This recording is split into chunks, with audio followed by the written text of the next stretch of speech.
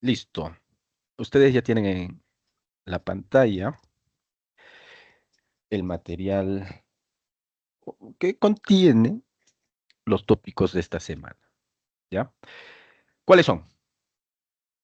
Coherencia y cohesión. ¿Te acuerdas del criterio de incoherencia para descartar claves? Bueno, por ahí va la cosa, ¿ya? Este es un tópico que se encuentra dentro de esta temática denominada jerarquía textual. ¿Y por qué, profesor? Porque si no se los he dicho, ahora aprovecho para decírselos, tiene que existir la coherencia para que exista un texto. Existe la coherencia, entonces existe el texto. ¿Ya? Así es. Existe la coherencia, ergo existe el texto. Si existe un texto, es porque hay coherencia. De lo contrario, no se va a garantizar la existencia de un texto. Mientras que la cohesión es un mecanismo de hilación de ideas. Es una forma de conectar los enunciados que ya son coherentes. Y lo vamos a ver a continuación, ¿sí? Entonces, recapitulando el tema de la jerarquía textual, recuerden que aquí hay tres tópicos, a su vez. En primer lugar, tema central. En segundo lugar, la idea principal. Y en tercer lugar, el mejor resumen.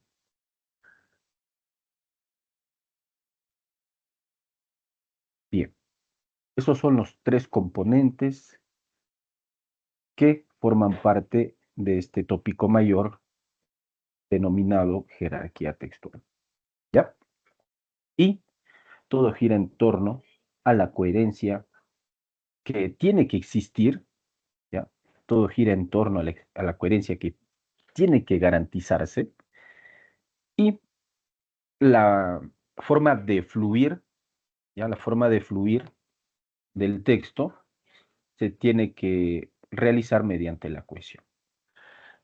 Vamos a ir a un ejemplo para poder aterrizar esto, que es genérico, ¿no? Hablando genéricamente puede resultar un tanto abstruso, pero veamos previamente algo de contenido teórico. Dice, la coherencia es o constituye características esenciales que no solo permiten conformar un texto, sino que influyen directamente en su comprensión. Son tres aspectos intervinculados entre sí. Primero, la iteración.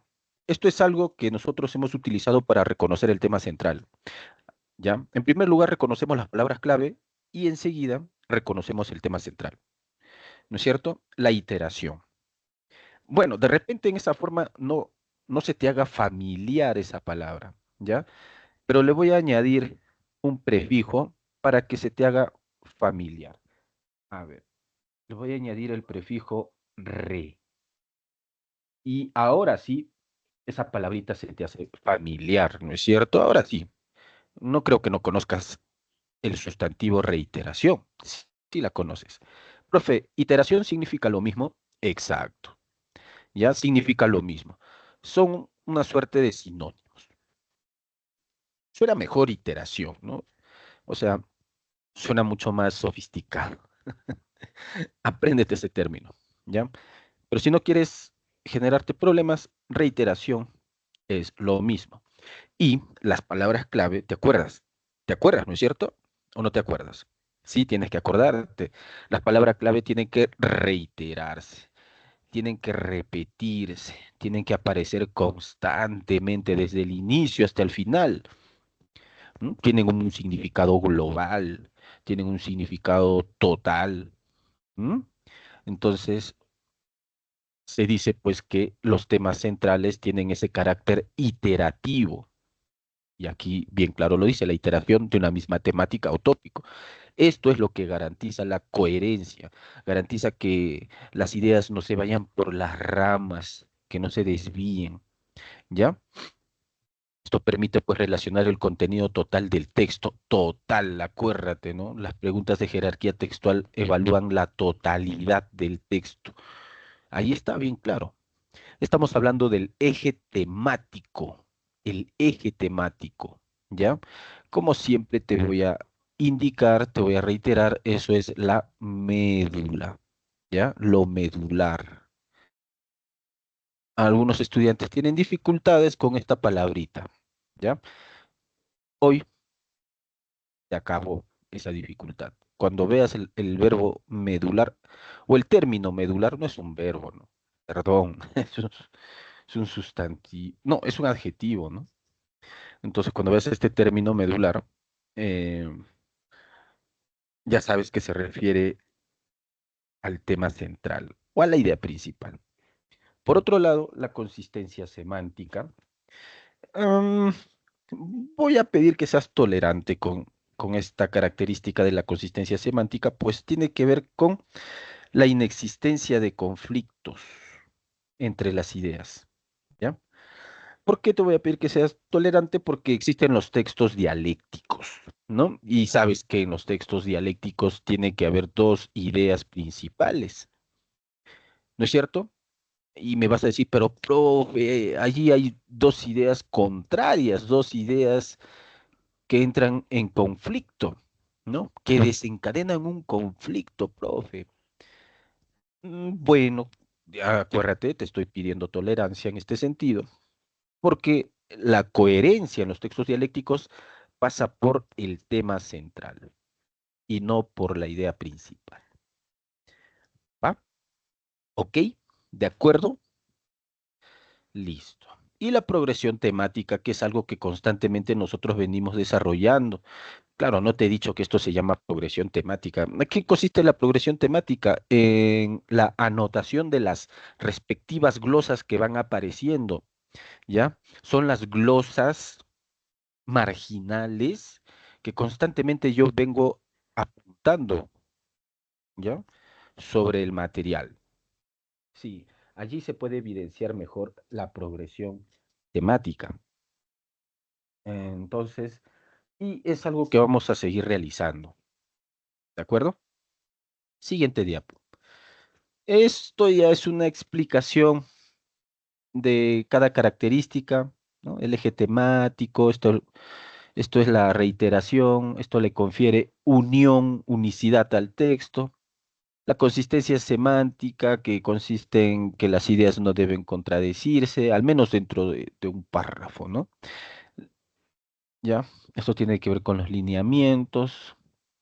Y finalmente la progresión temática, que puede darse de diferente manera, ¿ya?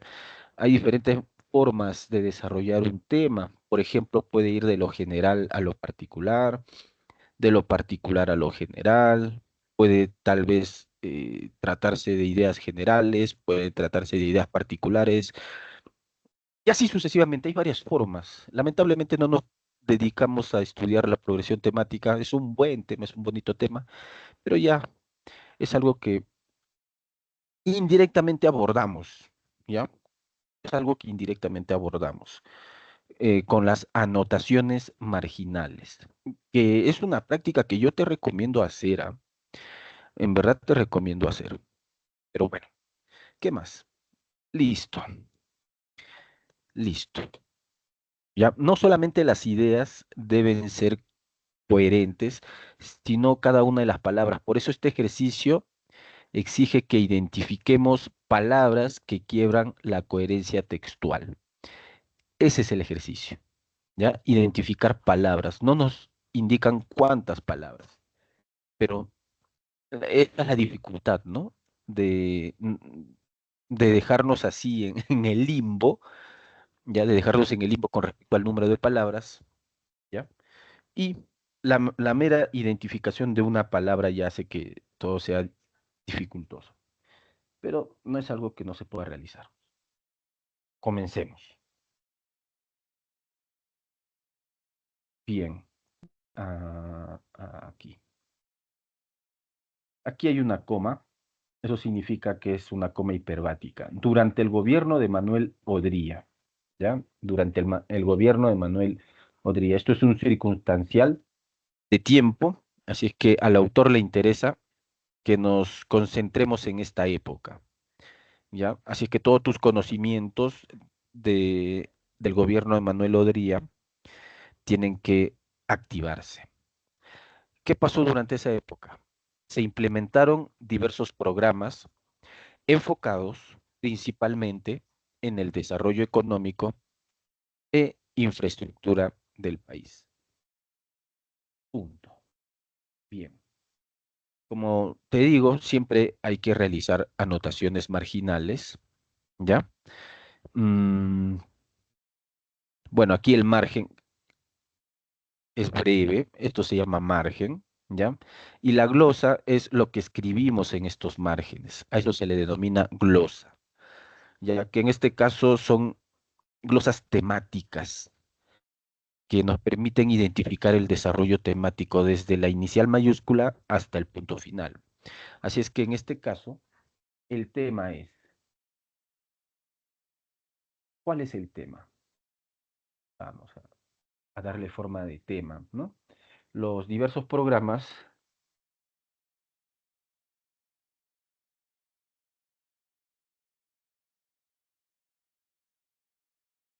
para el desarrollo económico e infraestructural, yo voy a utilizar ese término, no sé si existe. Si no existe, valga el neologismo,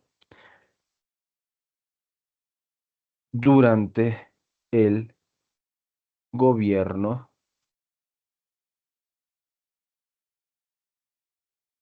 de Odría. Ya, eso es una glosa. Claro, debiera encajar en el margen, pero bueno, estamos en la educación virtual. ¿Ya? Ahí está. Primer tema. Además, como siempre te digo, tienes que reparar en la existencia de las relaciones de causalidad. ¿Sí o no? Aquí hay una causa y hay un efecto. ¿Te has dado cuenta de eso? No, no, no. Es más, hay dos causas, hay dos efectos. ¿Te has dado cuenta? ¿O no? No, no. Ya, te digo. Esto se llama causa. ¿Ok? Causa. Estos programas, ¿ya? Estos programas son la causa. ¿De qué? De del desarrollo económico e infraestructural del país, del país de Odría, ¿no? Supongamos que somos estudiantes, pues, argentinos y no sabemos quién es Odría, pues, ¿no? De aquel país. Ya vamos a suponer. Claro, sabemos que somos peruanos y que se refiere a un texto de peruano, pero bueno. Y esto sería el efecto. Dos efectos. Por un lado, el desarrollo de la economía y por otro lado, el desarrollo de la infraestructura. ¿Ves? Ahí hay dos efectos. Una causa y dos efectos. ¿Ok? Bien,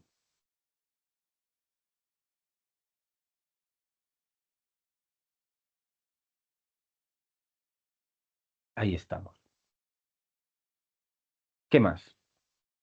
Uno de los principales fracasos en este ámbito fue la expansión y mejoramiento de la red vial nacional, destacando la carretera central, una ruta irrelevante para las conexiones terrestres de Perú. Punto. Aquí hay algo raro. Hasta este punto he notado algo raro. ¿Por qué? Mira, mira. Tenemos que valernos de todo para comprender el texto.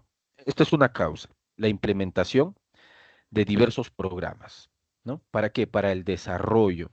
Desarrollo tiene una connotación positiva, ¿cierto?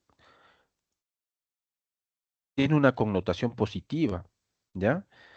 Desarrollo económico e infraestructura del país tiene una connotación positiva, o sea, es algo bueno, ¿cierto? Ya. A continuación, se indica que uno de los principales fracasos, ya, hasta ahí puede ser que, en efecto, el texto trate de que estos programas no se han logrado, pero Más adelante encontramos nuevamente términos que tienen una connotación positiva, expansión y mejoramiento. Si algo fracasa, no se expande. Si algo fracasa, no mejora, ¿cierto? Entonces, aquí algo está mal. Algo está mal. Esto es positivo, entramos a algo negativo y nuevamente volvemos a algo positivo. ¿Te das cuenta de eso? Para que haya aquí una consistencia semántica, se debe garantizar pues el desarrollo positivo de este texto. Eso es la consistencia semántica, ¿ya? Así es que algo está mal aquí. O lo positivo está mal o lo negativo está mal, pero no pueden ir ambos, ¿ya? No pueden ir ambos. Tenemos que cambiar lo positivo o lo negativo. Pero como lo positivo ya se viene desarrollando en dos oportunidades, ya es mejor enfrentar lo negativo que apareció en una sola oportunidad, ¿sí o no? Por lo tanto, fracasos no tiene cabida en este contexto. Es un término que debemos de reemplazar. ¿Qué palabrita le vendría mejor? ¿Mm? Uno de los principales, ya mira, ve, la expansión y mejoramiento de la red vial nacional. Por ejemplo, la carretera central. ¿Ya? Ya, eso es un logro, uno de los principales logros, ¿no? Logro, eso se llama logro, ¿ya? Es un logro, pues, jóvenes. Uno de los principales éxitos en este ámbito, ¿ya? Uno de los principales éxitos. Entonces, ahora sí, éxito o logro tiene una connotación positiva y funciona mejor. Ahí hemos cambiado, ¿ves? Listo. Uno de los principales logros en este ámbito fue la expansión y mejoramiento de la red vial nacional. Ahora sí, ya está. Destacando. Destacar tiene una connotación también, en este caso, ¿ya? En este caso tiene una connotación positiva. ¿Ya? Uno puede destacar negativamente también, pero en este contexto ya tiene una connotación positiva. ¿Ya? Destacando la carretera central. Eso está perfecto. Una ruta irrelevante. O sea, si la carretera central destaca, ¿no? Porque significó un mejoramiento y una expansión de la red vial nacional del Perú, ¿acaso es una ruta irrelevante? ¿Crees que se construyó esta carretera, que se implementó este programa de la carretera central porque es una ruta irrelevante? ¿Mm? Irrelevante tiene una connotación negativa otra vez. Y aquí hemos modificado esa connotación negativa por una connotación negativa, perdón, positiva, ¿no? Por una palabra que tiene una connotación positiva. Así es que aquí también tenemos que proceder de la misma forma. E irrelevante no tiene cabida en este contexto, pues. ¿Ok? Tenemos que positivar en este caso lo negativo. ¿Y cómo lo hacemos? Fácil. Vamos a descartar el prefijo. El prefijo, ¿ya? El prefijo. Con el prefijo es todo.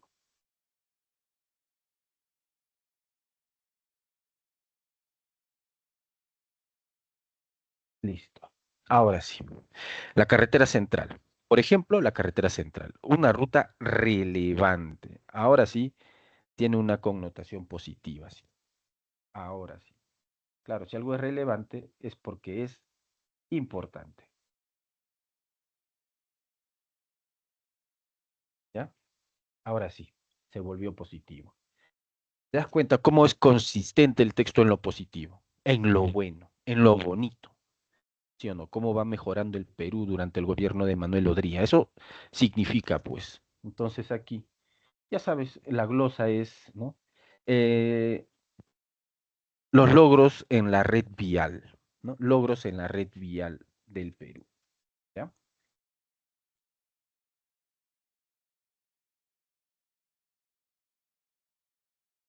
Sería la progresión temática. logros en la red vial del Perú. Por ejemplo, la carretera central. Pero como siempre te digo, los ejemplos no tienen jerarquía. ¿Ya? No te olvides de eso. Ya está. Logros. No, el principal logro. Así es. Claro, es uno nada más. El principal logro en el desarrollo de la red vial. De la red vial del Perú. ¿Cuál es la carretera central? Ya, ya se sobreentiende que es una ruta relevante. Seguimos. Dicha carretera es esencial. Esencial tiene una connotación positiva. Vamos bien, ¿ya? Es relevante, mírame, relevante y esencial son sinónimos. Ya está, ¿ves? Ahora sí hay consistencia. Para el comercio y la comunicación entre la costa, la sierra y la selva del país. Punto. Entonces ahí nuevamente el tema es, bueno, creo que lo exige, ¿no? La carretera central puede ser así, mira, ¿ah? Para que quede chévere, como el principal logro en el desarrollo de la red vial, ¿ves? Chévere, ¿no es cierto? Y aquí la carretera central, ya, allí es la importancia de la carretera central. ¿Por qué es importante? ¿No? Alguien te va a preguntar. ¿Por qué es importante la carretera central? Es importante porque conecta la costa, la sierra y la selva. ¿Ves? Es una carretera importante, medular. Ya está. ¿Por qué se dice que es el principal logro? Porque conecta las costas, sierra y selva. Listo. Además, además, el conector nos indica que vamos a seguir en un contexto positivo. ¿Ya? Eso nos indica el conector. Se construyeron y repararon puentes y otras rutas importantes. Te dije, sí o no, te dije que esto iba a continuar con el contexto, con las connotaciones positivas. Construir, reparar puentes y otras rutas. Importante, tiene connotaciones positivas que perjudicaron a una mejor integración territorial. Mejor tiene una connotación positiva, pero el término perjudicar tiene una connotación negativa, ¿cierto? Así es, así es. Ujú.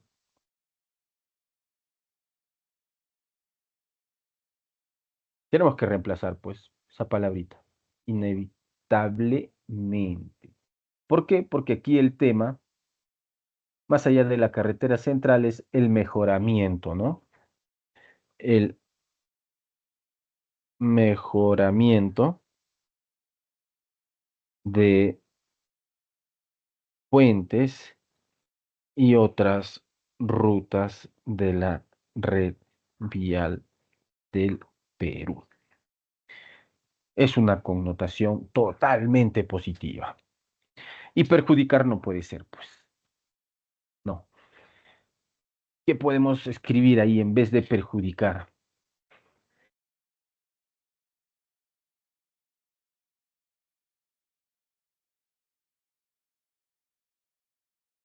¿Qué palabra proponen ustedes, jóvenes?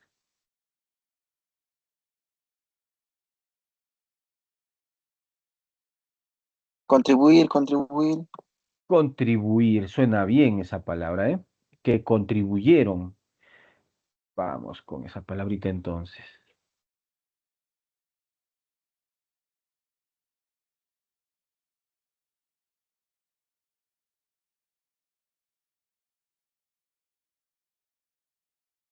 Contribuyeron con. Bueno, cae también su preposición, ¿no? Contribuyeron con. una mejor, perjudicar a,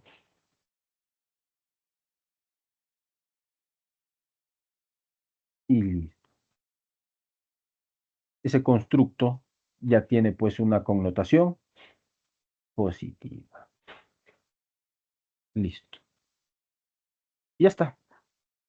El texto ya tiene totalmente consistencia semántica, es coherente, vemos cómo se desarrolla el, el tema, ¿no? El tema.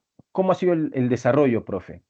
Se ha presentado inicialmente una información general, ¿no? Luego se pasó a una información específica, la carretera central. Se pasó a algo específico, a un ejemplo, ¿ya? Y ahí ya tienes que ir llegando a conclusiones, ¿no? Los ejemplos, te he dicho, no tienen jerarquía, ¿ya? Entonces, cuando el movimiento es de lo general a lo general tiene jerarquía. ¿Y por qué? Porque al finalizar se volvió a algo general, ¿sí o no? Se concluyó con algo general. Eso significa que lo particular en estos contextos no tiene jerarquía. Y con esto se demuestra que los ejemplos de esta manera no tienen jerarquía. ¿Por qué? Porque la carretera central no aparecía, apareció y finalmente desapareció. Así se comportan los temas subordinados. ¿Ahora me crees? Tienes que creerme, pues. Ahí está la demostración. ¿Ya? Listo. Esto tiene que ver con la coherencia. Aún no hemos visto la cohesión. Profe, ¿en este texto hay cohesión? Por supuesto que hay cohesión. Claro que sí hay cohesión. Si no es que no me puedo detener también en reparar y analizar la cohesión, porque ya sería pues sobrecargar el análisis, ¿ya? Aquí hay que dividir para ganar, ¿no es cierto? Entonces nos hemos dedicado solamente a reconocer la coherencia, porque además esa era la evaluación, ¿ya? Esa era la evaluación, el reconocimiento de palabras que quebraban, ¿no? La lógica. Ahora vamos a buscar la cohesión. ¿Se entendió esto, jóvenes? Yo creo que sí, ¿no? Yo creo que sí. Seguimos. Cohesión.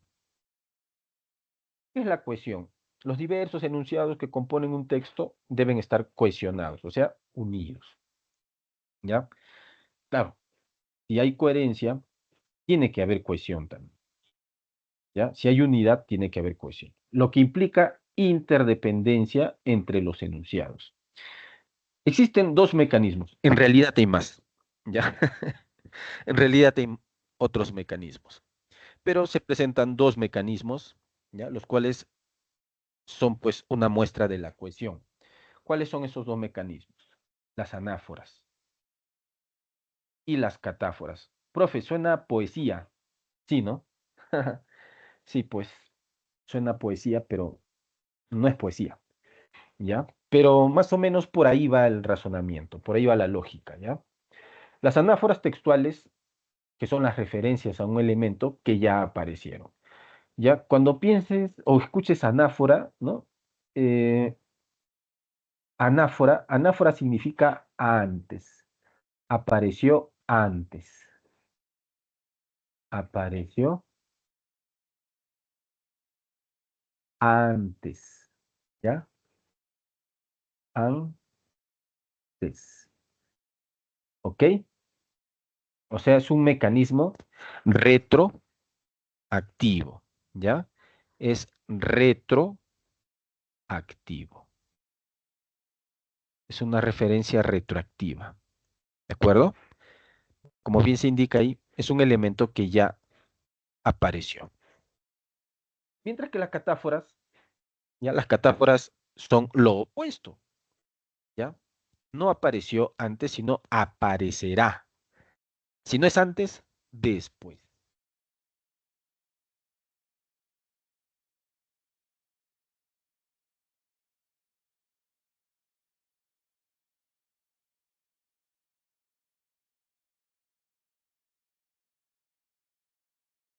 No es retroactivo, no va hacia atrás, sino es prospectivo.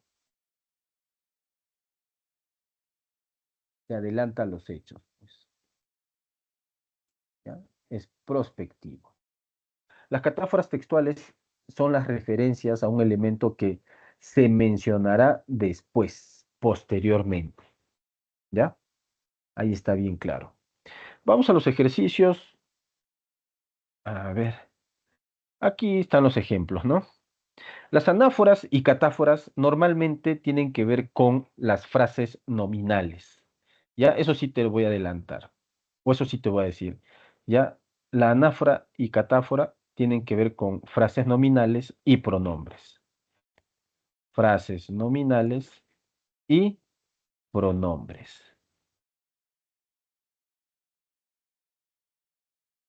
Por ejemplo, aquí, congresistas, los congresistas. Es una frase nominal, ¿ya?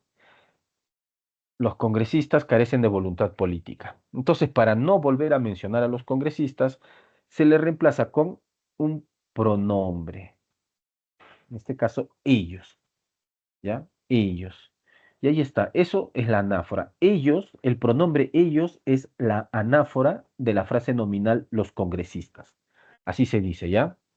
El pronombre ellos es la anáfora de la frase nominal los congresistas.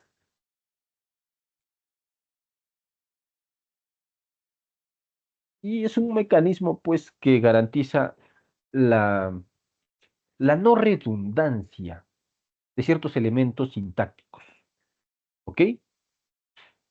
Básicamente sirven para no redundar, pero sabemos que se trata del mismo tema, ¿ya? Del mismo tópico, los congresistas entonces. Ellos elaboran leyes que perjudican a la población peruana. Punto. Aquí nuevamente, dos lugares. Es una frase nominal. ¿Mm? ¿Ya? Dos lugares. Profe, y la función es otra cosita, ¿no? Visitaré, los visitaré, o sea, una frase nominal en función de objeto directo. Y en el caso de la anáfora, profe, en este caso es una frase nominal en función de sujeto. ¿Ves? ¿Ya? En este caso, los visitaré. Visitaré dos lugares, o de, ¿no es cierto? En mi viaje por Semana Santa. ¿Cuáles son esos dos lugares? Aquí se indica. Tumbes y Piura. ¿Ves? Aquí se adelanta los hechos. Y normalmente tienen esta forma, esta estructura, ¿ya? Normalmente se utilizan los dos puntos. No siempre, pero normalmente, ¿ya? Normalmente, así tiene que ser. Y ya está. En este caso son dos frases nominales. En la anáfora se utilizaron pronombre, ¿no? Un pronombre. O puede ser una relación de frase nominal con otra frase nominal. Frase nominal o pronombre, o viceversa, o frase nominal con frase nominal. Listo. Ejercicio. Identifique las anáforas y catáforas en el texto. Comencemos. Pedro Paulet. Este es el sujeto. Nació en Arequipa en julio de 1874. Entonces, el tema, el nacimiento de Pedro Paulet. ¿Ya? Hasta ahorita no hay nada. No hay nada. ¿Ya? Huérfano de padre. Fue educado por el sacerdote francés Hippolyte Duhamel. ¿Ya? Aquí hay otro mecanismo de cohesión que es importante que también lo sepas, ¿ya? Aquí hay un pronombre personal que tiene esta forma, que no tiene una aparición expresa, y es este pronombre, él. ¿Sí o no? No creo que dudes en ese aspecto, ¿ya? Él es un pronombre personal de tercera persona en singular, pero que no tiene una forma expresa, ¿ya? ¿Y esto cómo se llama? Esto es una elipsis. La elipsis es un mecanismo también de cohesión, ¿ya? O sea, es un sujeto tácito. Y este sujeto tácito nos ayuda a identificar quién es el protagonista de este texto, ¿ya? O sea, no se reitera al protagonista. En este caso, el protagonista es Pedro Paulet, porque la referencia es con él, ¿no? Pedro Paulet. Y la elipsis, pues, tiene una referencia anterior, ¿sí o no es así? ¿Ya? No es una anáfora, no es una catáfora, ¿ya? Se llama elipsis y es un mecanismo de cohesión, ¿ya? El sujeto tácito en este caso tiene una aparición morfológica, ¿no? Él fue educado por el sacerdote francés Hippolyte Duhamel, ¿ya? Nuevamente acá, ¿no? Fundador del Colegio San Vicente de Paul. ¿Quién fue el fundador del Colegio San Vicente de Paul? Se supone que es Hippolyte Duhamel, ¿ya? Una escuela de vanguardia en Arequipa, destinada a formar de manera gratuita a hijos de familias pobres. Punto. Entonces, tenemos el nacimiento de Pedro Paulet y luego la formación intelectual de Pedro Paulet y algunos alcances de su biografía, ¿no? Por lo que vemos, esto es biografía de Pedro Paulet, ¿ya? Es la biografía de Pedro Paulet. Además, apareció algo acá extraño, a ver, acá nombre del sacerdote, fundador del colegio, una escuela de vanguardia. No, creo que no. Este sí, aquel es un pronominal, ¿cierto? Aquel es un pronominal. Aquel había mostrado desde muy niño inquietud por temas muy diversos, ¿ya? ¿A quién se refiere aquel? Aquel se refiere a algo que ya apareció, en este caso, Pedro Paulet. Por lo tanto, aquel es una anáfora, ¿ya? Ahí está una anáfora. Él había mostrado desde muy niño inquietud por temas muy diversos, pero sobre todo por aquello que pudiera volar. ¿Qué será aquello que pudiera volar? No sé. De repente aparece después. Si aparece después, ¿no? Un cohete, un avión, no sé, un platillo volador. Esto sería una catáfora, ¿ya? Pero ahí está la posibilidad. Ahí hay una posible catáfora, ¿ya? Pronto, en la escuela, otra elipsis, ¿no? Él.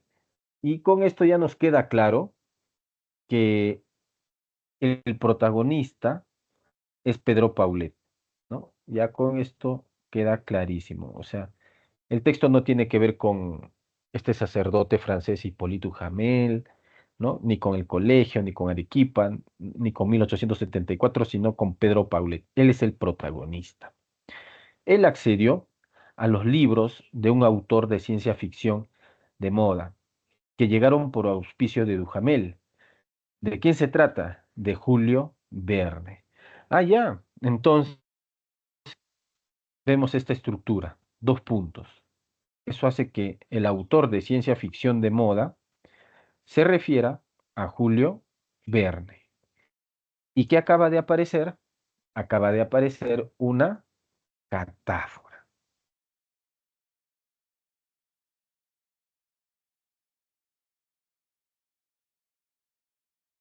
Ahí está, catáfora. ¿Ya? Y su referente es Julio Verne. Seguimos. De hecho, él mismo afirmaba que la novela Alrededor de la Luna del escritor francés lo había inspirado. Ajá. Él mismo, él mismo, él mismo. ¿Qué es? Una anáfora.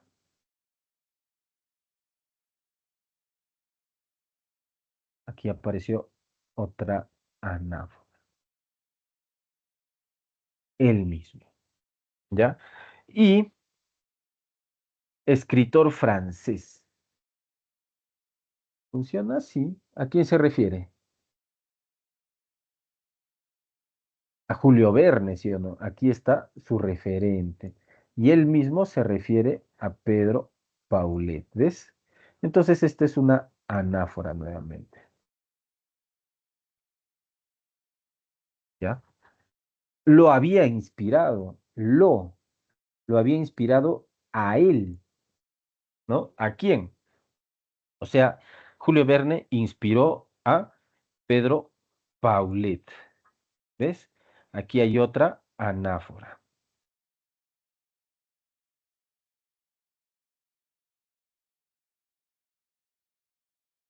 Bueno, ahora sí tiene que aparecer Pedro, pues ya mucho estaba siendo reemplazado y tiene que volver a aparecer como protagonista que es. Pedro reconocía en una de sus memorias que una de las mayores diversiones en su Arequipa natal eran los fuegos artificiales, ¿ya? Una de las mayores diversiones en su Arequipa natal eran los fuegos artificiales, a los que no se les tenía miedo por ser la ciudad edificada con lava de un antiguo volcán, el Misti. Ah, ya. Nuevamente la estructura de los dos puntos, ¿no? Un antiguo volcán. ¿A quién se refiere? Se refiere al Misti. Por lo tanto, antiguo volcán es una catáfora,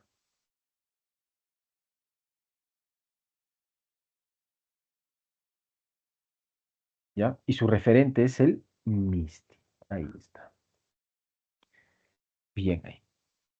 Algo se nos está pasando, creo, de repente es posible. Una de las mayores diversiones a los que no se les tenía miedo. Ya. Creo que ya, creo que está reconocido todo. Más adelante está el solucionario. A ver, vamos a ver. Pedro Paulet, aquel, este, les, ¿ves? Juegos artificiales. Ya me parecía raro, por eso ya.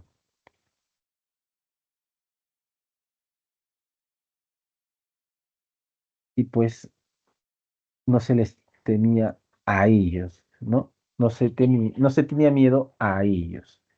Esta es una anáfora. Buen punto. Anáfora de fuegos artificiales. Ya está.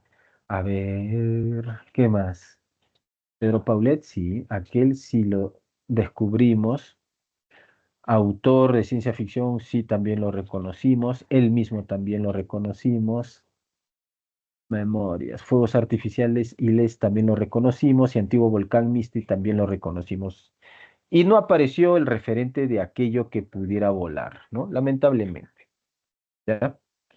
Lamentablemente. Entonces, ¿a qué hace referencia? A algo que tiene una existencia fuera del texto. ¿Y cómo se llama eso, profe? También tiene nombre, ¿ah? Exóforo, ¿ya?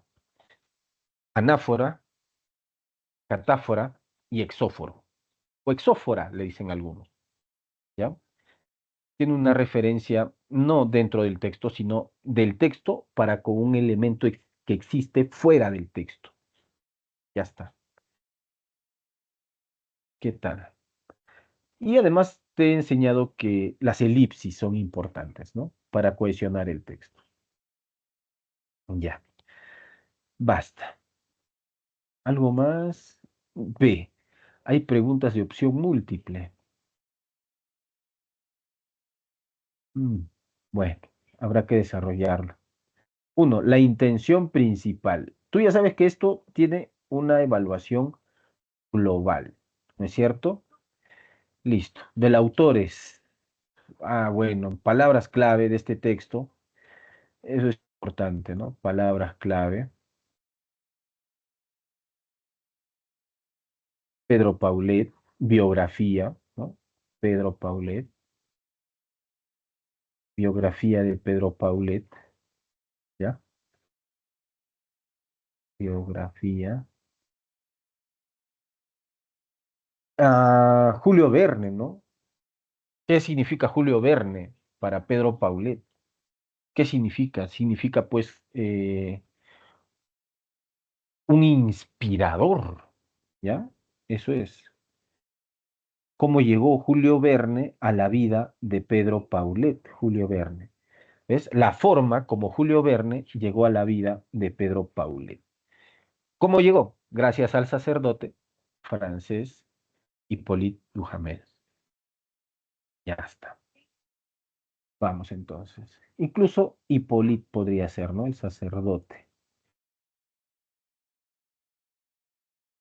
Vamos a buscar una clave que tenga la mayor cantidad de estos términos. A ver. Informar. La intención, informar. Bueno, sí está bien informar. Describir, y por aquí ya descartamos esta clave, porque el texto no es una enumeración, no es una descripción, no es un texto descriptivo, sino que es un texto informativo porque no sabíamos de la vida de Julio Verne y al llegar al final, ¿no? Al llegar al punto final, hemos aprendido algo sobre la vida, algo nuevo, algo novedoso sobre la vida de Julio Verne. ¿Sobre qué exactamente? Sobre cómo es que llegó, perdón, no sabíamos nada sobre la vida de Pedro Paulet, ¿no? Y al llegar al punto final, descubrimos cómo es que Julio Verne se convirtió en su autor favorito, cómo lo inspiró y cómo llegó a su vida. ¿Ves? Entonces es un texto bastante informativo. Y reconocer, ya, a ver, vamos. Ah, informar sobre la influencia de las obras de Julio Verne. Julio Verne, muy bien. Vida es biografía, ¿no es cierto? Muy bien. Y Pedro Paulet, muy bien. Oh, esta clave está hermosísima. Ya hemos descartado B, vamos con C. Reconocer la dura vida que enfrentó de niño Pedro Paulet. Sí, esto está en el texto, ¿no es cierto? Está en la lectura, ¿ya? Quedó huérfano de padre a los 3 años, dice, ¿no? Eso no estaba acá. Huérfano de padre. Bueno, ya quedó huérfano y se entiende que carecía de medios económicos, ¿no? Para acceder a la educación. Por eso es que este sacerdote lo ayudó, ¿no? Lo ayudó. ¿Ya? Entonces, pero ¿qué pasa con ese dato? Aparece al inicio, ¿no? Ahí aparece, pero después desaparece. Por lo tanto, un tema que aparece y desaparece, ¿cómo es? ¿Cómo es? Es un subtema, ¿no es cierto? Si bien aparece, ¿ya?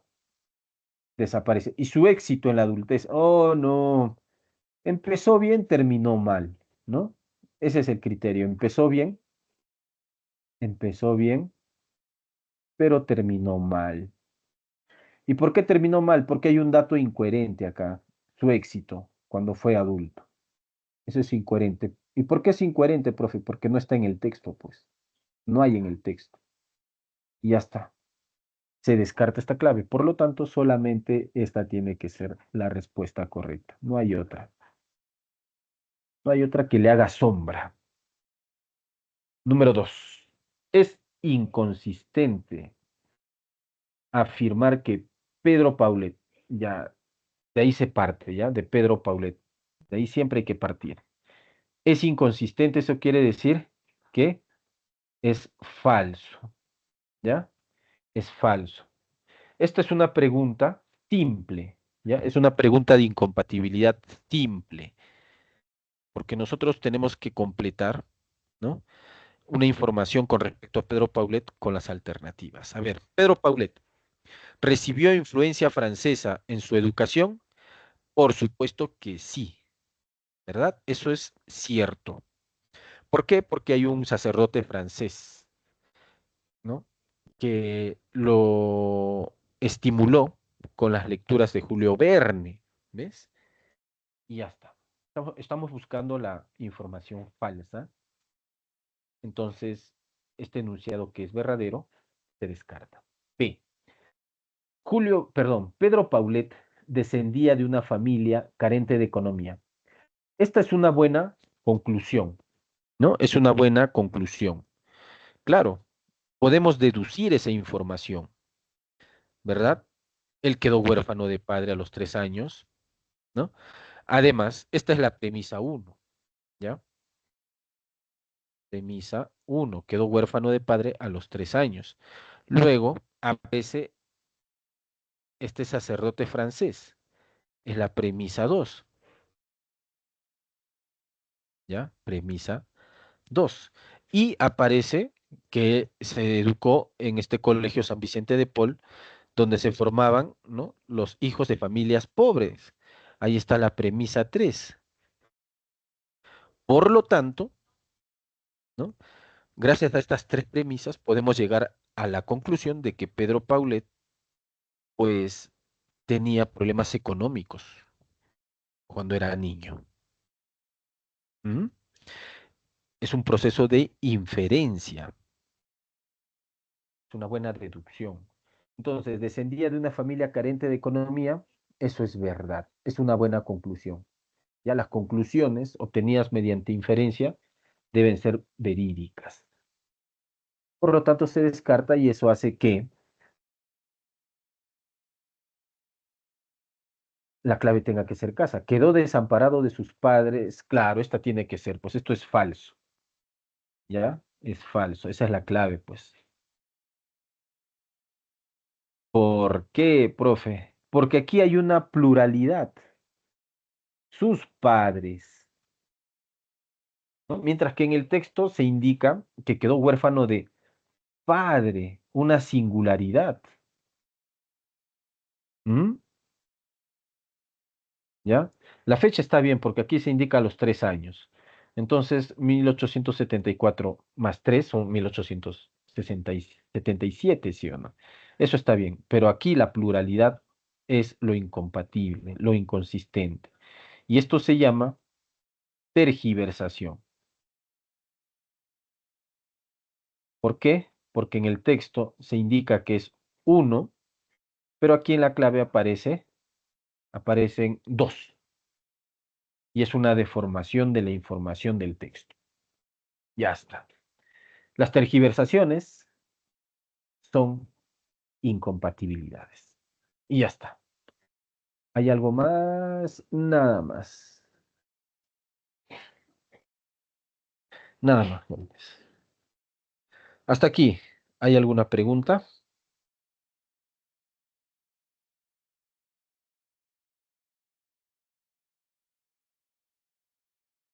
¿Alguna interrogante?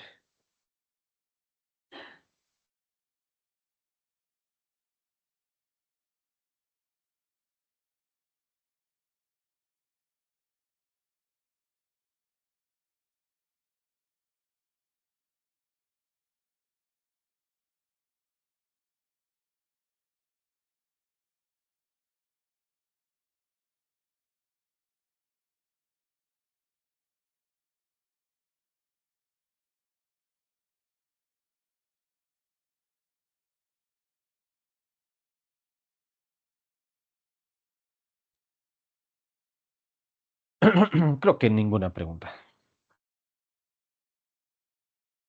Profe, Sí. eh, ¿la intención del autor es diferente del tema que aborda el texto? En cierta medida sí, ¿ya? En cierta medida sí. Buena pregunta, muy buena pregunta, ¿ya? Gracias por la pregunta. La intención principal. Fundamentalmente, leemos 4 tipos de textos, ¿ya? Y esos 4 tipos de textos están profundamente vinculados con la intención comunicativa, ¿ya? La intención comunicativa, así mejor la vamos a llamar, la intención comunicativa del escritor, ¿ya? Y son 4. En realidad hay una más, pero no he visto que utilicemos textos de ese tipo. Ya no, ya no. Antes sí, pero ya no. ¿Cuáles son, profe? No es, no estoy enumerando ya según la importancia, sino estoy recordando nada más, ¿ya? En primer lugar, el texto narrativo,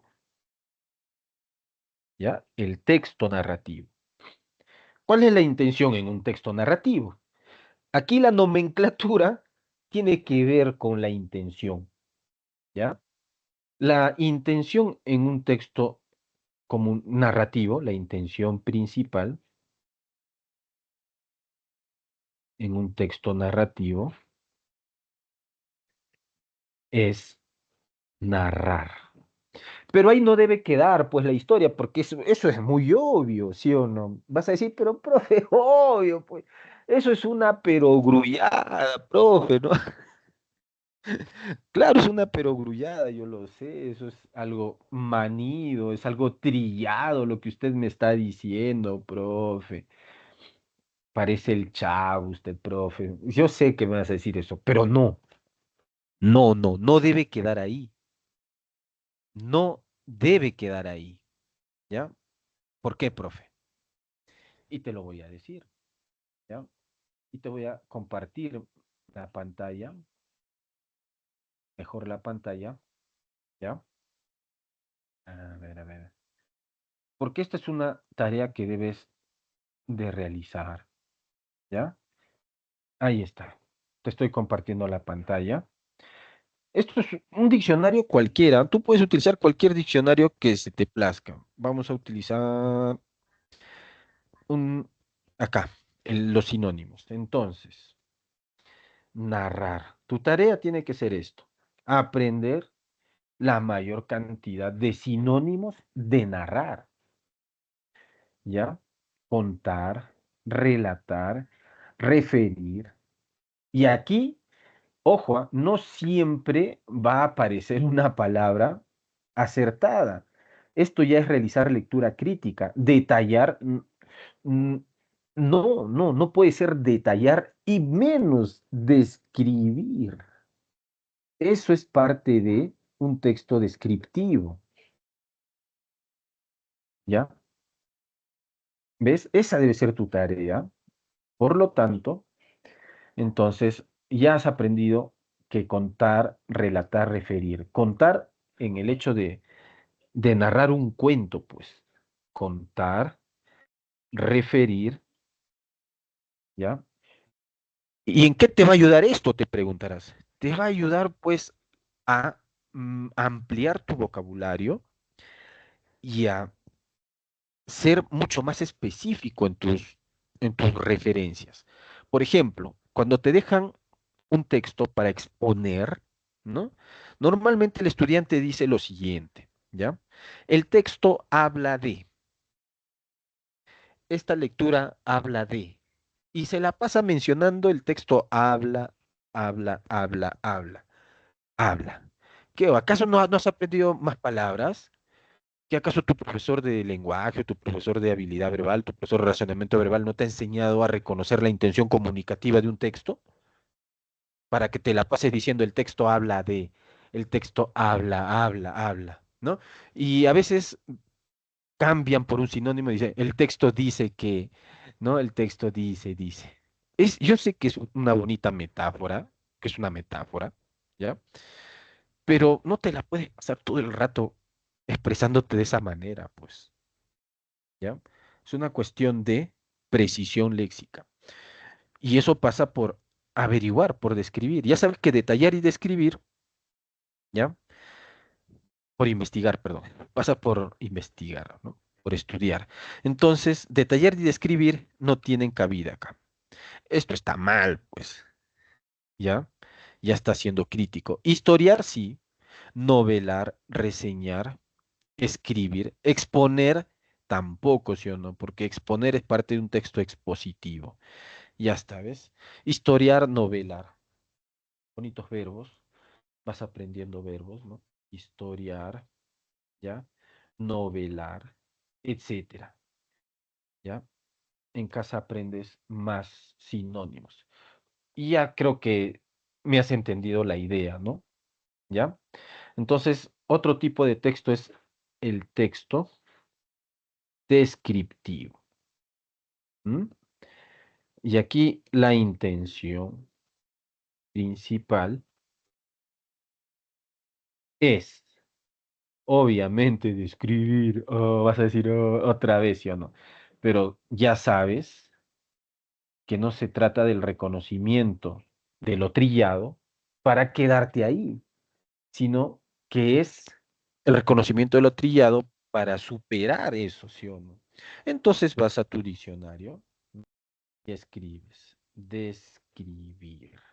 Quiero sinónimos de describir. Delinear, delinear, perfecto, ¿no? Delinear algo es describirlo, pues, delinear. ¿Qué más? Seguramente detallar, explicar. Ajá, muy bien, explicar, detallar, especificar estos de acá, sobre todo estos de acá. ¿Ves? Detallar, especificar, enumerar. ¿Qué más? Pormenorizar, los pormenores, pues pormenorizar.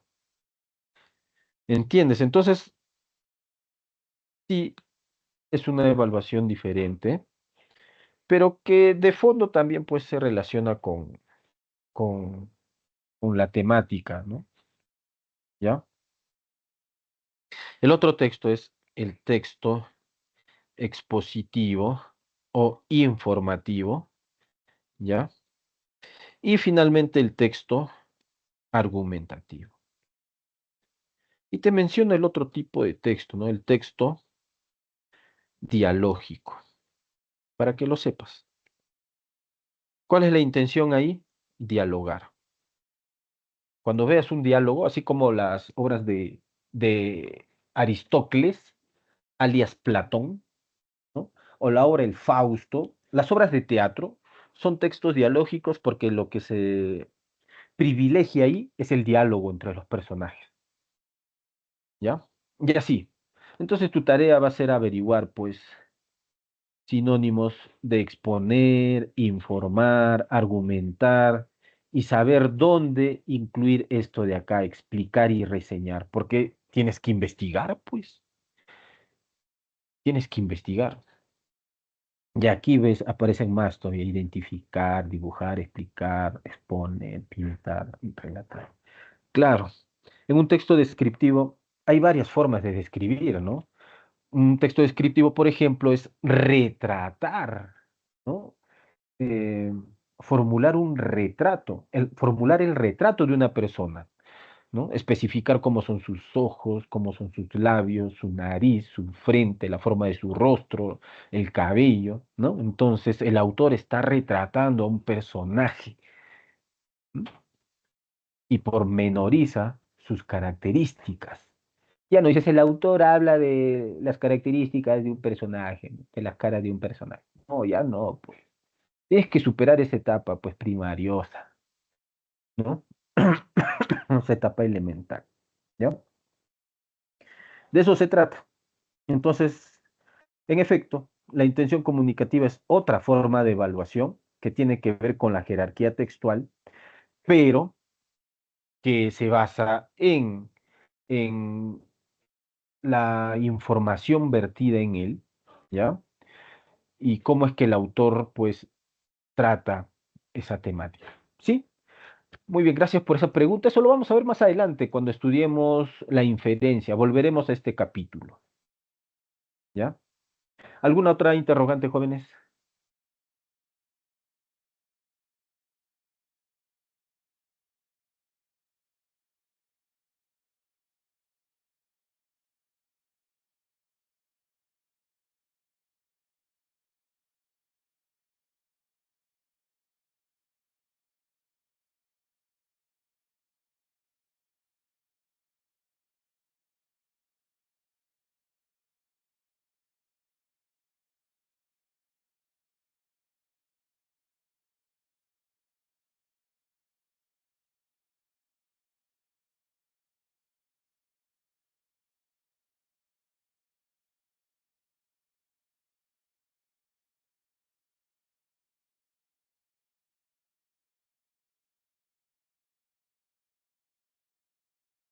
Bien, creo que no hay preguntas.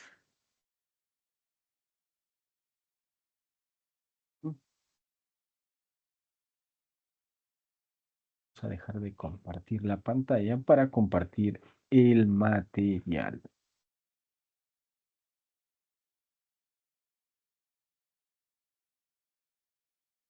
Ya está.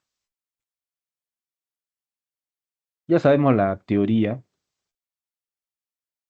Y, profe, ¿esto viene en el examen? Anáfora, catáfora. Directamente, no. ¿Ya? No, no es que va a haber una pregunta, ¿cuál es la anáfora? ¿Cuántas anáforas aparecen? ¿O cuántas catáforas? ¿No? No, no va a haber eso. ¿Ya? No va a haber esa evaluación. Pero ya acabo de demostrarte que es importante, ¿no? El reconocimiento de estos mecanismos de coherencia y cohesión para identificar, pues, el desarrollo temático, ¿no? Y llegar al final eh, conociendo cuál es el tema, ¿no? Que se ha desarrollado. Bueno, vamos a las lecturas. Y dice así: a diferencia de otros primates, coma hiperbática, ya sabes que el autor tiene la manifiesta intención de que te sitúes, ¿no? En algún contexto. En este caso, el contexto en el que te tienes que situar es una diferencia, ¿no? Entre primates. Claro. Los seres humanos contamos con un promedio de 100.000 millones de neuronas en el cerebro. ¡Wow! 100.000 millones. 100.000 millones. Ujú. Entonces, aquí el tema es la ingente cantidad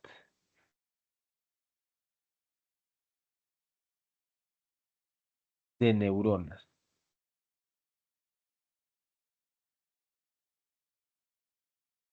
De neuronas en el cerebro humano.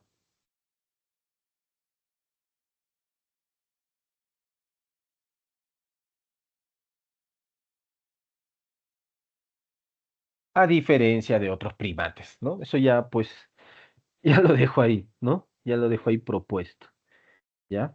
A diferencia de otros primates. Esta cifra, ¿ya? A continuación, se, se hace énfasis en la cifra, ¿no? En la cantidad numerosa, en la gran cantidad, la ingente, pues 100.000 millones. Esa ingente cantidad marca una distancia cognitiva e intelectual con otras especies de homínidos, y lo ha hecho así por milenios. Entonces, aquí hay algo, ¿no? Aquí hay algo que no debemos dejar pasar por alto. Causa y efecto, ¿ya? Causa y efecto, ¿ok? Causa y efecto. Entonces, ¿cuál es el tema ahí? La distancia cognitiva e intelectual, ¿no? Entre homínidos por milenios. Bueno, ya no voy a tomar nota, porque aquí ya está claro el tema, ¿ya? Ahí está el tema, le voy a colocar un cheque. Desde que nos diferenciamos de los neandertales, la proliferación de células cerebrales nos ha permitido una adaptación exitosa al entorno. Punto. Entonces, ¿qué es lo que acaba de aparecer? ¿Ya? Nuevamente, la proliferación de células cerebrales es una causa y la adaptación exitosa al entorno es otro efecto. ¿Sí o no? En este caso es el segundo efecto. Y esta distancia cognitiva es el primer efecto de una sola causa. ¿Ya? O sea, las 100.000 millones de neuronas, o los 100.000, ¿no? Esta cantidad, esta cifra, ha ocasionado lo siguiente. En primer lugar, una distancia cognitiva e intelectual con otros homínidos, por ejemplo, con los neandertales. ¿ya? Y el segundo efecto, una adaptación exitosa. Exitosa es que se logró, ¿no? Se logró. Dado que se está evaluando esa palabra, se logró, pues, adaptar, logró sobrevivir, ¿no? A diferencia seguramente de los neandertales, se llega a esa conclusión. ¿Ok? Listo. Es una lectura, pues, en clave de causalidad. ¿M? No pases por alto estas relaciones, ¿ya? Y que no sea raro que en esa relación de causalidad la quinta pregunta tenga sustento. Si el hombre de Neandertal hubiera tenido ¿ves? Te dije, ¿sí o no? ¿Ya? Te dije, es una extrapolación referencial, ¿ya? Es una extrapolación referencial. Ya está.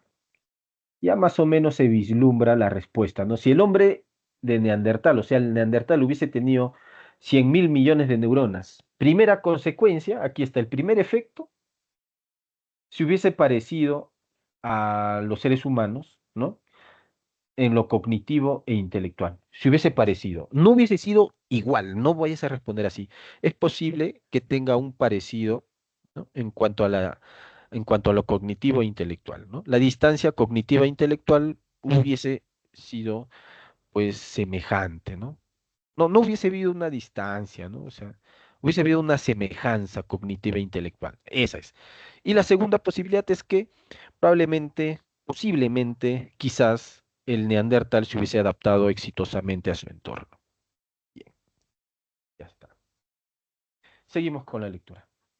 Parece ser, de acuerdo con un equipo de investigadores del Instituto Max Planck de Biología Molecular, Celular y Genética, que este cambio se dio gracias a un único aminoácido. Wow, aquí hay una investigación, ¿ya? Hay una investigación y es la causa de la causa. La proteína TKTL1 representó una ventaja decisiva con respecto a otros homínidos, explica el estudio, explica la investigación. Entonces, ¿qué es lo que ha aparecido? Otra causa, ¿no? La causa, la proteína TKTL1. Así, profe. ¿Y cómo es la nuez? Por lo que veo, es así. A ver. Qué bueno. Ahora sí. Es así, mira. A ver. Primero, ese aminoácido, ¿no? Este cambio se dio gracias a un único. La proteína TKTL1, ¿ya? Esto trajo como consecuencia una proliferación neuronal, ¿cierto? Proliferación neuronal ya en el ser humano, ya en el cerebro, ¿no? Humano.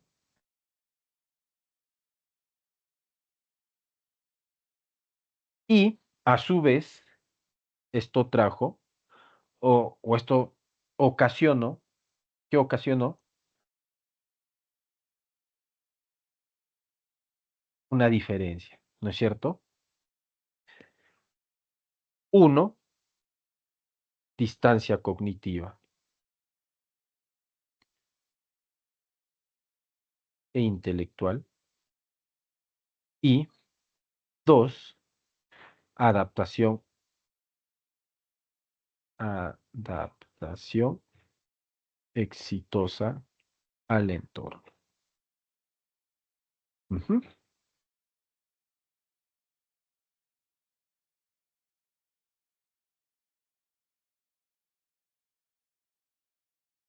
École, ahí estamos. Ese es el esquema de esta lectura.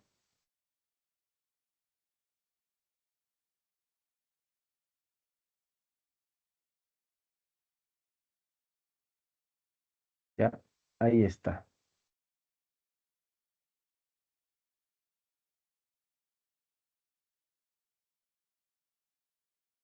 Entonces, ¿qué tenemos? En primer lugar, esta proteína es la causa de que de la proliferación neuronal.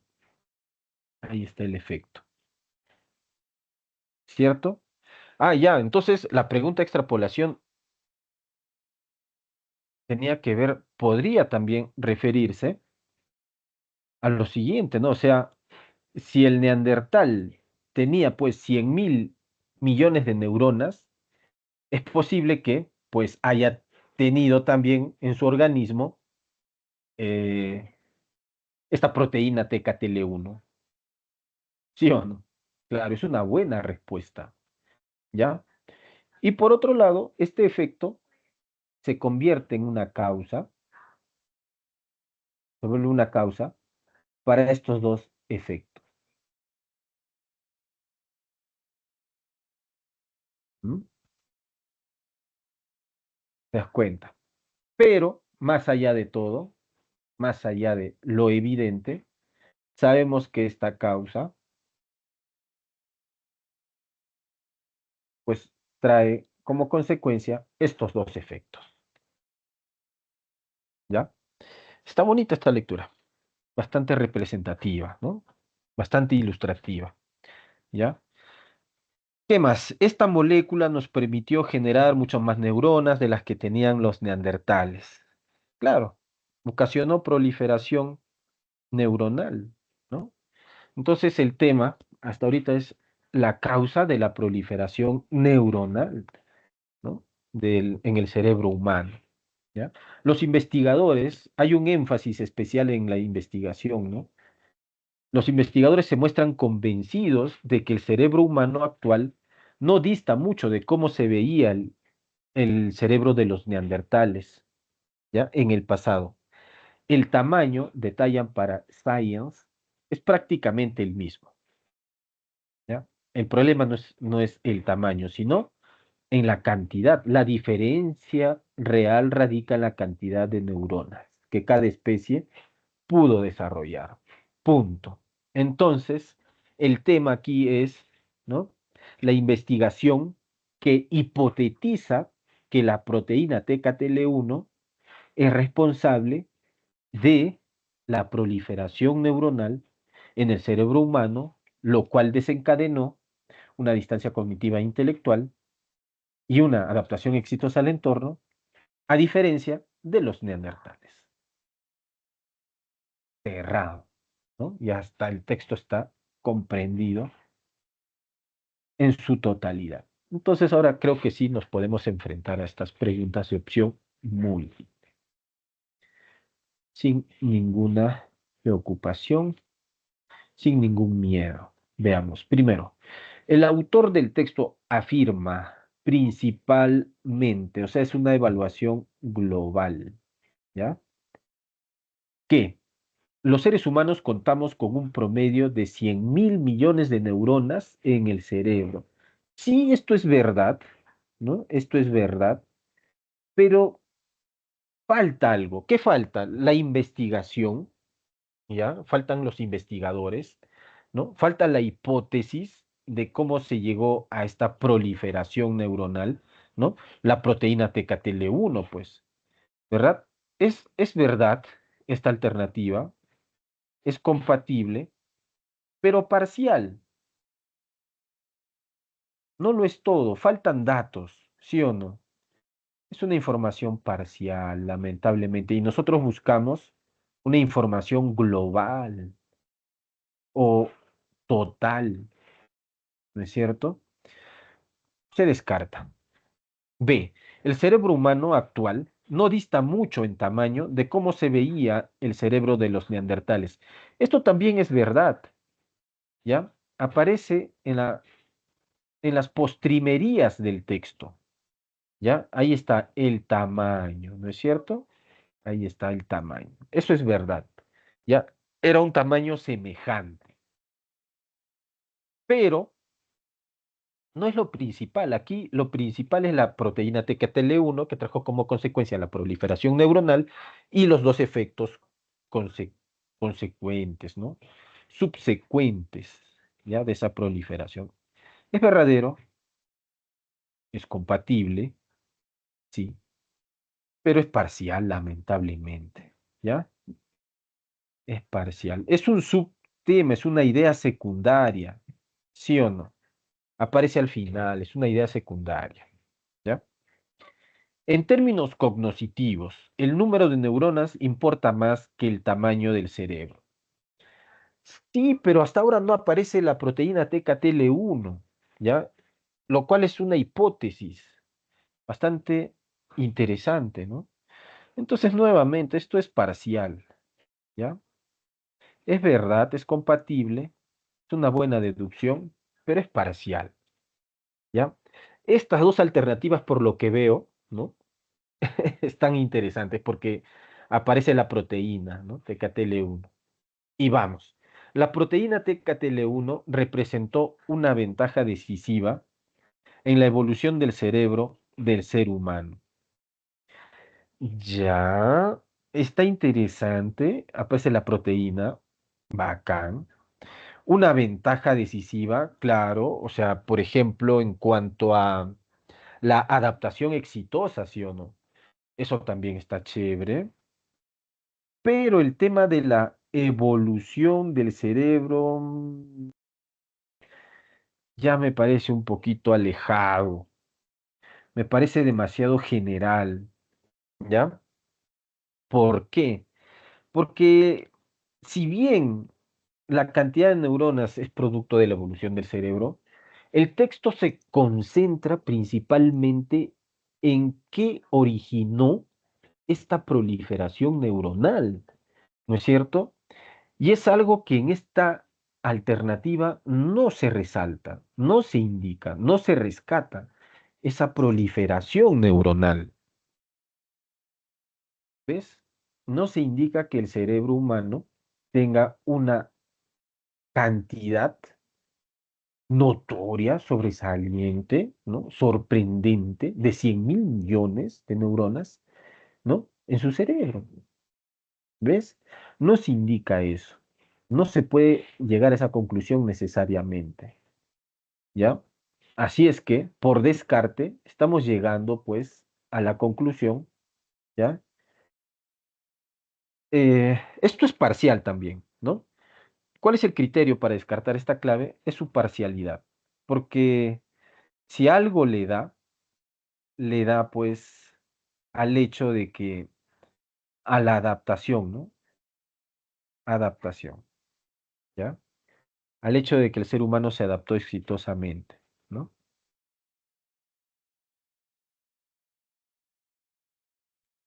Sobre todo a la adaptación. Profe, y a la distancia cognitiva, intelectual, sí, pero mm, falta, ahí falta, ¿no? Falta el dato de la cantidad de neuronas. Eso es, ¿no?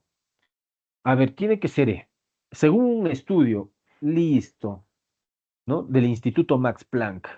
Chévere, ahí vamos bien. La proteína TKTL1, bacán. Generó la mayor cantidad de neuronas, eso es proliferación neuronal del cerebro humano, ¿no? Lo cual trajo como consecuencia dos efectos.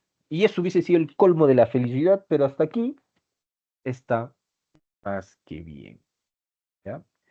Está chévere, esa es la clave, Elena, ¿no? ¿Qué ocasionó la proliferación neuronal? ¿Ya? Ese es el problema de este texto, ¿no? El problema de fondo. ¿Qué ocasionó la proliferación neuronal en el cerebro humano? Exitosa, ¿qué connota? Tiene una connotación positiva, ¿ya? Adaptación exitosa, o sea, connota un logro, connota supervivencia, ¿sí o no? Supervivencia. ¿Qué más connota? Supervivencia. Connota, pues, superación de dificultades, superación, ¿ya? Entonces, notoriedad. Esto no tiene nada que ver con que si el ser humano alcanzó, pues, a sobresalir, ¿no? Aunque sí, ¿no? Sobresalió por encima de los neandertales, ¿ya? En ese caso tuvo notoriedad. Ya. Pero por lo negativo también puede ser notorio, ¿sí o no? Claro. Es muy neutro notoriedad en todo caso, ¿ya? Pero notoriedad no supone un logro necesariamente. Por eso te digo que es muy neutro, ¿no? Eficacia, esto sí supone un logro, supone supervivencia, supone superación. Hasta ahorita va ganando, entonces, porque existe eficacia, descarto notoriedad, ¿ya? Ese es el razonamiento ahí. Luego, productividad. Esto es un término muy económico, ¿no? Es un término muy económico. Y claro, exitosa, recordemos que tiene que ver con la adaptación. Entonces, sobre todo, adaptación es biológico, ¿sí o no? ¿Ya? Así es, tiene una connotación biológica y notoriedad va más por el lado del intelecto, creo yo, ¿no? Va más por el lado de la superación, de sobresalir, ¿no? Puede ser, pero bueno, eficacia funciona mejor. Estoy tratando de justificar mi respuesta, mi inclinación por B, ¿ya? En vez de A. Ojo, no estoy diciendo que sea la clave, ¿eh? De repente hay otra palabra mejor. A ver, productividad es muy económico y se descarta, ¿ya? Validez es muy lógico, ¿no? Es muy lógico, se descarta. Tiene que ser un término mucho más biológico. Y certeza también es muy intelectual, ¿ya? Se descarta. Entonces, entre A o B, barcos.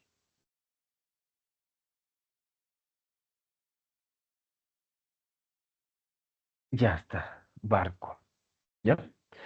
Siguiente, es incompatible afirmar, o sea, vamos a buscar la falsa, afirmar con respecto al texto que el cerebro humano actual, está incompleto el tema, ¿no es cierto? Está incompleta la idea, por lo tanto es una pregunta de incompatibilidad simple, ¿ya? Es una pregunta de incompatibilidad simple. Entonces, siempre partimos del tema, este es el tópico, este es el tema, ¿ya?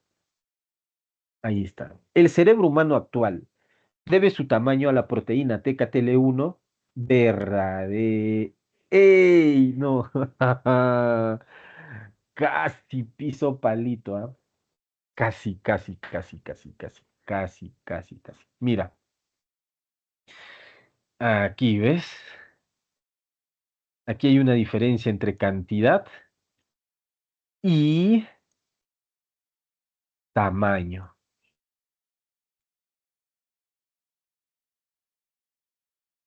Casi piso palito.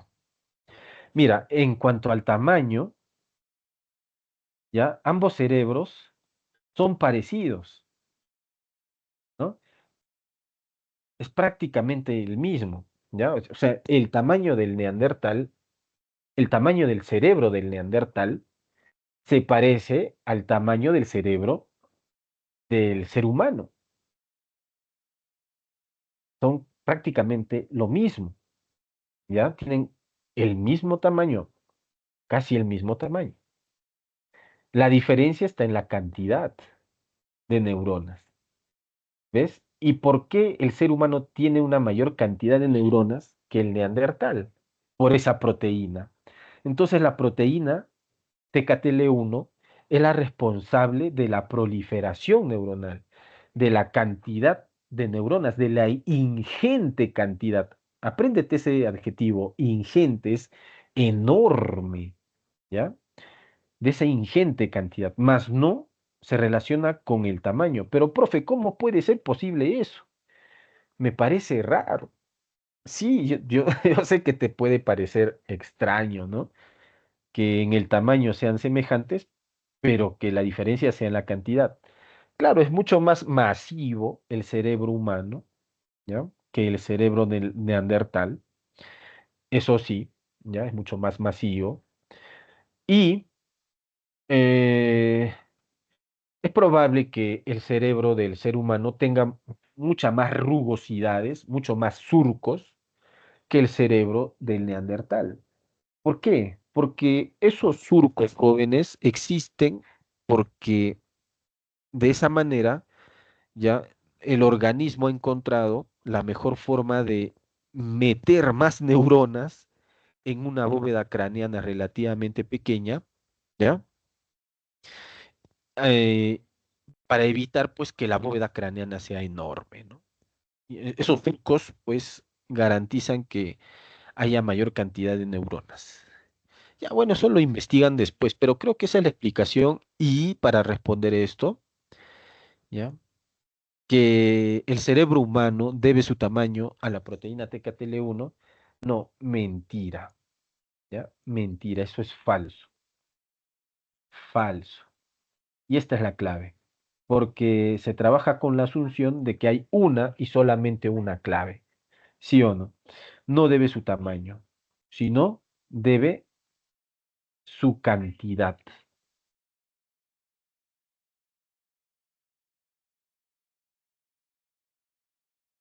¿Ya? La cantidad se debe a la proteína, más no al tamaño. ¿Ya? Vamos a leer las otras rapidito. ¿Ya? El cerebro humano actual no es muy diferente al del neandertal. ¿Ya? Esto en cuanto al tamaño, ¿ya? En cuanto al tamaño, es verdad, ¿sí o no? Entonces se descarta. Pero, profe, si se refiere a la cantidad, en la cantidad sí es diferente. Entonces, esta es una clave ambigua, profe, ¿sí o no? ¿Y por qué la ambigüedad no me sirve como criterio en este caso de descarte, profe? Claro, eh, no te sirve. ¿Por qué? Porque al menos funciona por un lado, ¿sí o no? ¿Por qué es ambiguo? Porque puede hacer referencia al tamaño, como ya escribí, o puede hacer referencia a la cantidad, ¿cierto? ¿Sí o no? Claro, puede hacer referencia a estos dos aspectos. Por el lado del tamaño no es diferente, pero por el lado de la cantidad sí es diferente. Pero al menos hay una posibilidad de que sea verdad. A diferencia de la alternativa A, que no hay forma de salvar, no es ambigua, es una tergiversación, ¿ya? Es una tergiversación total, ¿ya? No es una contradicción, es una tergiversación de la información del texto, ¿ves? Entonces, por el lado del tamaño se puede salvar, se puede rescatar esta clave, ¿ya? Entonces, la ambigüedad no siempre va a ser un criterio para eliminar una clave. Bueno, en este caso sí, ¿no? Nos sirve para descartar, pero no para que sea incompatible, ¿ya? Es una cuestión que se tiene que evaluar. Profe, si no existiera A y las demás fueran totalmente verdaderas, en este caso, ¿esta sería la clave? Sí, podría ser, pues porque por un lado, por el lado de la cantidad, no es verdad, ¿sí o no? ¿Te das cuenta? Entonces, depende, jóvenes, depende. Es una cuestión de evaluar, es una cuestión de estar ahí razonando. No, como siempre les digo, ustedes no son robots, ustedes no son sujetos mecánicos, ya no son androides. Ustedes están hechos para pensar. Piensen, ¿ya? Son sapiens. Sapiens, sapiens, sapiens. Piensa, ¿ya? Entonces descartamos B. C, posee unos 100.000 millones de neuronas. Claro, eso también es verdad, se descarta.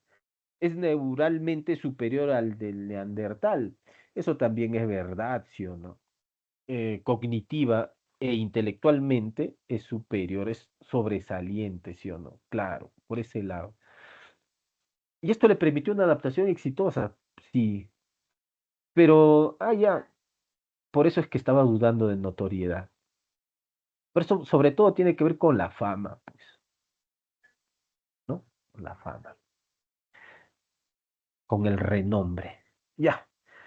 Y permanece igual desde hace miles de años. Parece que esta fuera una incompatible, pero no, porque aquí se indica que ese cerebro ha permanecido así por milenios. ¿Ves? Por milenios. Entonces, por miles de años, el cerebro humano tiene una cantidad sobresaliente, una cantidad sorprendente de neuronas. Entonces, esto es verdad. Punto. Siguiente. 4. Se infiere que entre la cantidad de neuronas del cerebro y el desarrollo de capacidades cognitivas. Ya ves, te dije, esto es una inferencia de causalidad. ¿Sí o no? Y es fácil. A mayor cantidad, ¿qué pasa con las capacidades cognitivas? Mayor o menor capacidad cognitiva. Mayor también, ¿sí o no? Claro. Entonces, a menor cantidad, menor capacidad cognitiva. Y listo. Entonces, es una relación directamente proporcional. Y dice, hay una conexión determinada por los genes. Esto es incoherente porque el tema de la genética no apareció en el texto. ¿Sí o no? Y de inmediato se descarta. B, hay una relación inversamente proporcional. Falso. Esto es una contradicción, es una incompatibilidad por contradicción. Incompatibilidad por contradicción.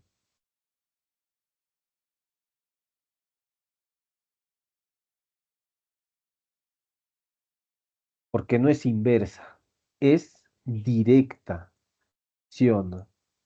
¿Cómo es inversa, profe? A mayor cantidad, menos capacidad. A menor cantidad, mayor capacidad. Eso es inverso, ¿ya? Por lo tanto, si es incompatible, es falso. ¿Y qué te digo siempre de las inferencias? Son verdaderas, ¿ya? Se descarta. C. No se puede determinar un vínculo claro. Esto también es falso, es incompatible, pues sí se puede determinar un vínculo claro, ¿ya? Al menos hipotético. Existe una relación causal directa, verdadero, y se produce una interacción recíproca. Profe, ¿cuándo sería esta la clave? ¿Qué es una interacción recíproca? Ya, una interacción recíproca hace referencia al hecho de que, por ejemplo, hay una cantidad de neuronas y esto hace que se desarrolle la capacidad cognitiva, ¿no? Y este desarrollo de la capacidad cognitiva, a su vez, vuelve a influir en la cantidad de neuronas. Y esta cantidad de neuronas, a su vez, nuevamente influye en la capacidad cognitiva, se incrementa. Y así de una manera recíproca, ¿ves? O sea, circular. Y eso no se ha explicado en el texto, ¿ya?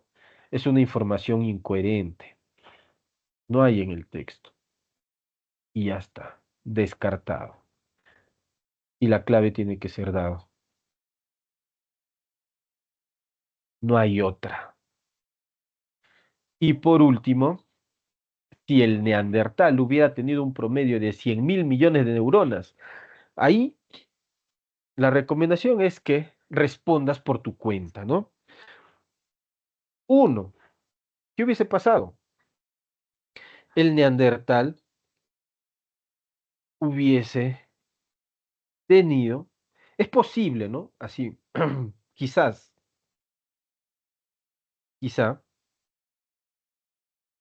el neandertal hubiese tenido la proteína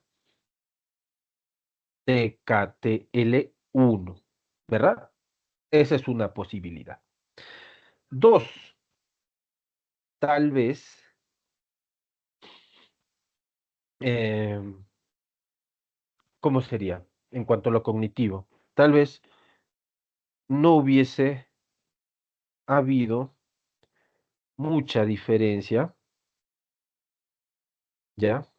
Cognitiva e intelectual entre Neandertal, Neandertal y ser humano. Y tres, la otra consecuencia es que el neandertal posiblemente se hubiese adaptado exitosamente a su entorno. Ya está. Esto es lo recomendable, ¿ya? Es lo que tendrías que hacer, ¿ya? ¿Por qué? Porque de estas posibilidades que vas pensando, una de ellas tiene que aparecer en la clave correcta. A ver, habría presentado la proteína TKTL1 en su organismo. Ahí está, pues. ¿Sí o no? Claro, ahí está.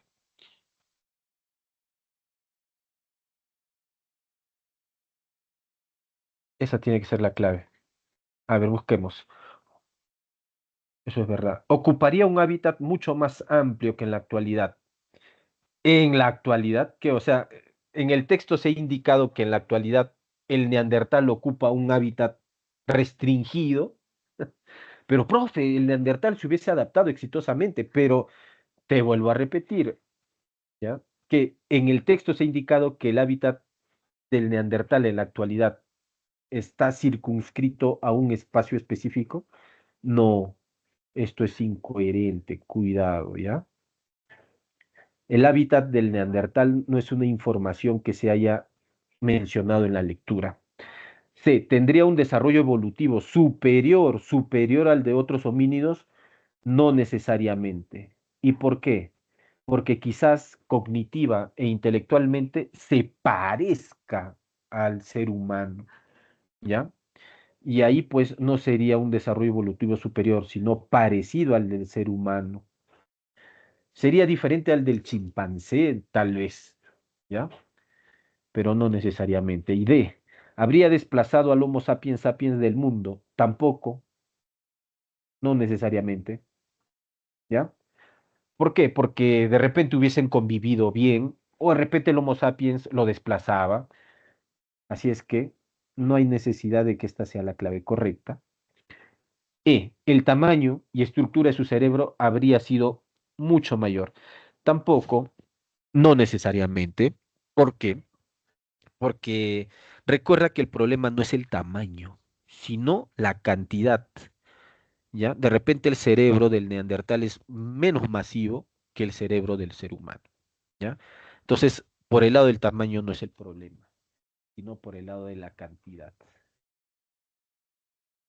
Esto no es verdad, ¿ya? No, falso,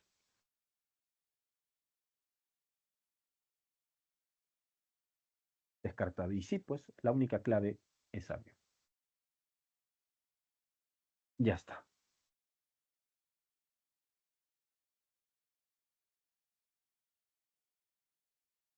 Esas son las claves. Me faltó aquí.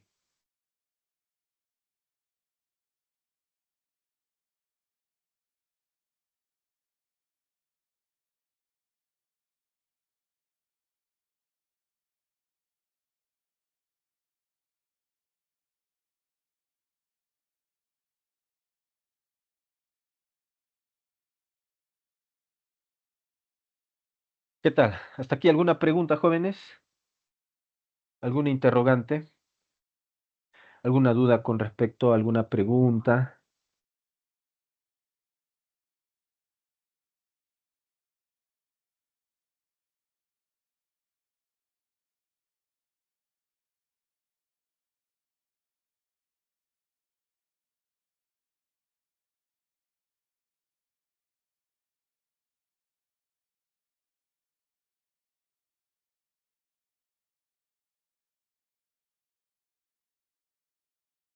Ah, qué frío hace acá.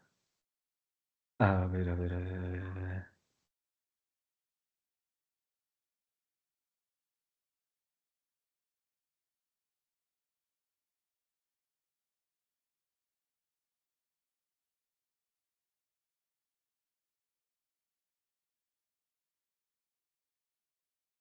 Creo que no hay preguntas, ¿verdad?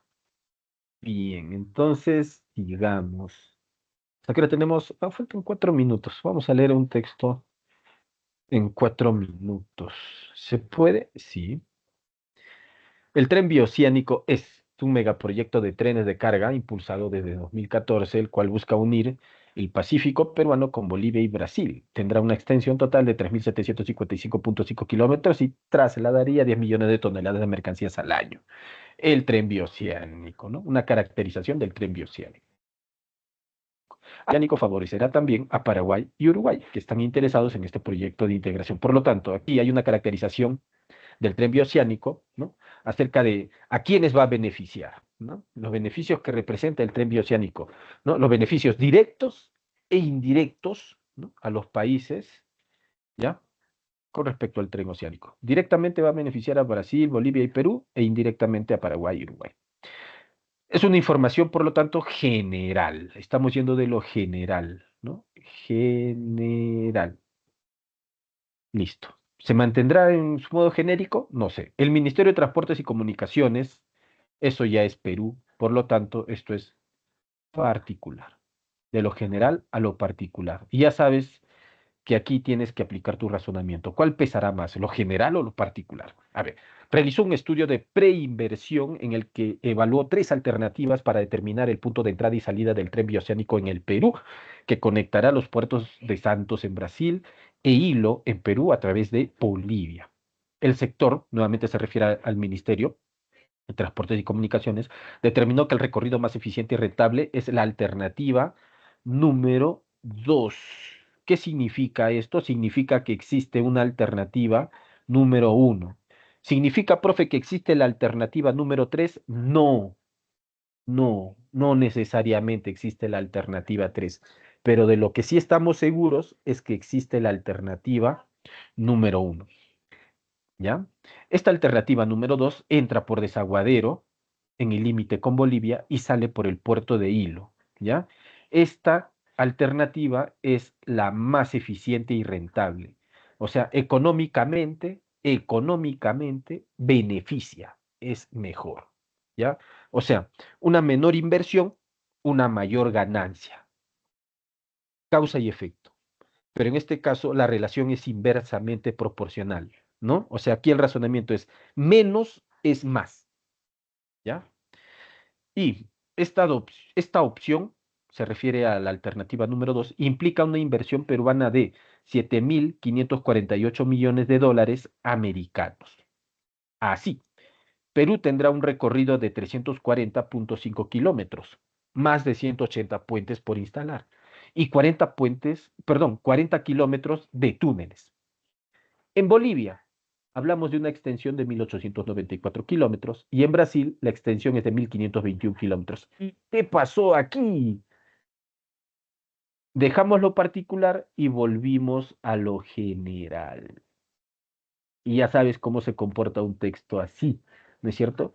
Lo importante está en lo general.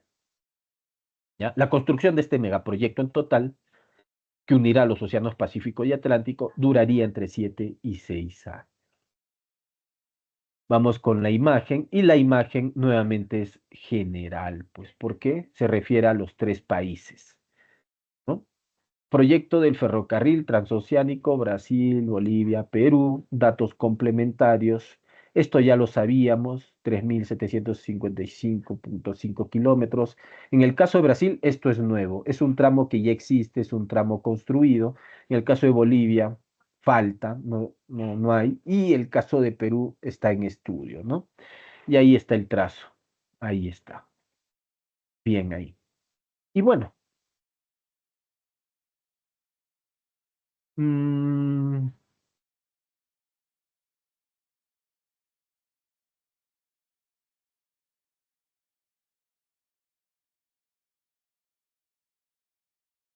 aquí. ¿Cuál sería la clave correcta?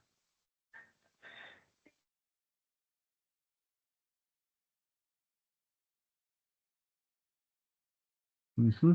Sí, una rápida nomás, ¿ya? Rápido, rápido.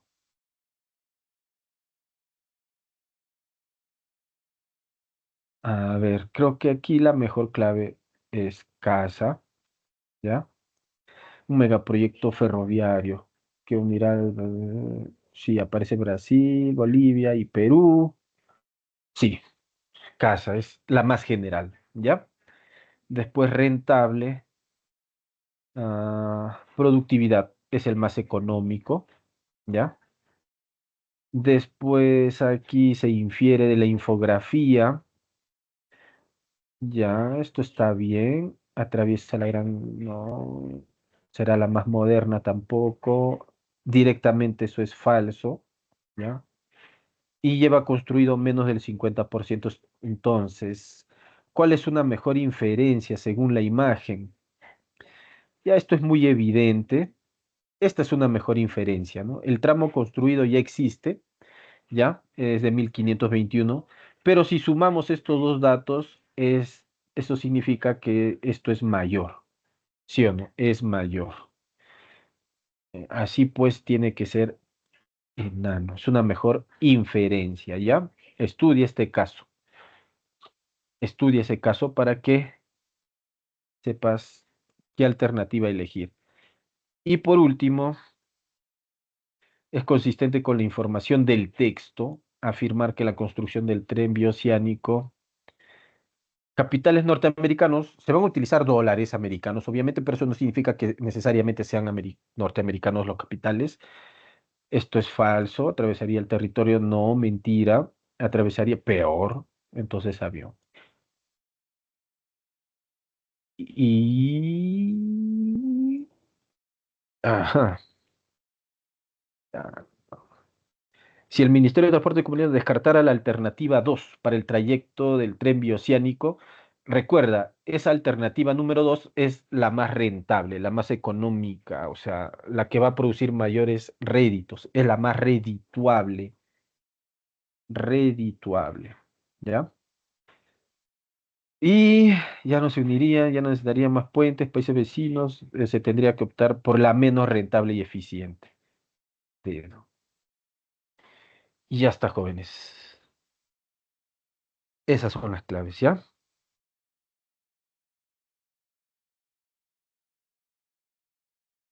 Ahí, bueno, ya están las claves. Y eso sería todo por el día de hoy, por esta semana, jóvenes. Gracias por estar ahí, gracias por su atención. ¿Hay alguna pregunta, alguna interrogante? Si no hay, hagan uso de su receso. Nos vemos, jóvenes. Chao. Hasta la próxima. Chao, profesor, cuídese.